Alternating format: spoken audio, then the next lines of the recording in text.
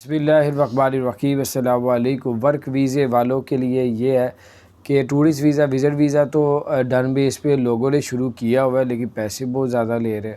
اور اس کے علاوہ ورک ویزا جو ہے وہ ابھی اتنے جاب پہ وہاں پہ موجود ہی نہیں ہے دبئی میں یا یو ای کے اندر کہ وہ باہر سے لوگوں کو بلائے۔ ابھی اس ملک کے اندر تقریباً 1 لاکھ لوگ بے روزگار ہیں یو ای کے اندر، اور پہلے وہ ان کو ترجیح دیں گے پھر باہر سے بلائیں گے۔ تو اس لیے کوئی کمپنی آپ کو کہے کہ باپا ویزے آئے ہوئے ہیں تو ہر ایک کے اوپر ایسی اعتبار نہیں کرنا۔